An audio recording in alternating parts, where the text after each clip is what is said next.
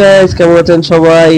আপনাদেরকে নিয়ে আসলাম এখন কক্সবাজার ঘাট, যেটাতে মহেশখালী যাওয়া হয়। আসলে মহেশখালী যাচ্ছি স্পিড বোর্ডে করে। আজকে শেয়ার করব আমার অভিজ্ঞতাটা, মহেশখালী যাওয়ার আমার অভিজ্ঞতাটা কেমন ছিল। আসলে বলতে গেলে কি, স্পিড বোর্ডে আগেও ভ্রমণ করেছিলাম, সব সময় আমার একটা ভয়ঙ্কর অভিজ্ঞতা হয়েছে। তাই সৃষ্টিকর্তার নামে আজকেও চলে আসলাম। কেমন দেখুন পানির জোয়ারটা, আমাদের স্পিড বোট অলরেডি ছেড়ে দিয়েছে।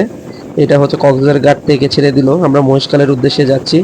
কতক্ষণ লাগে জানি না, কিন্তু আগে গেছিলাম হয়তো 5-7 মিনিট লাগতো। এখন এই দেখুন এই বাইরের প্রকৃতিটা কেমন সুন্দর, আর পানি আজকে খুবই শান্ত। তারপরে স্পিড বোর্ডের যে ধাক্কাগুলো দিচ্ছে, আসলে ভিতর থেকে সবকিছু নড়ে উঠছে। দেখুন কত স্পিড, আরেকটা স্পিড বোর্ডের দিকে চলে আসতেছে। আমরা কিন্তু স্পিড বোটটা কিন্তু খুব মানে একদম কম স্পিডে বোঝা গেল, কিন্তু এটা অনেক স্পিড। আমার মোবাইলটা হয়তো তেমন একটা বোঝা যাচ্ছে না এটা কতটুকু স্পিড। আমি ভয়ে কিন্তু একবার নিচে নেমে যাই। এটা পানির যে যেগুলো আসছে জাপটা, পানির জাপটায় মোবাইলে পানি পড়ছে, এই কারণে মোবাইলটা নিচে করে রাখলাম।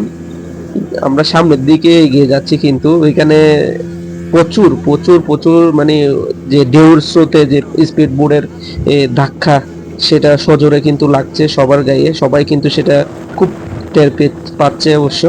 এই দেখুন বাইরের প্রকৃতিটা, আমি একটু আসলে ফোন ধরার ভিডিও করার ওইরকম পরিস্থিতিতে আমি নেই। তারপর যতটুকু সাহস নিয়ে, আপনাদের জন্য সাহস নিয়ে যতটুকু ভিডিও করা আর কি।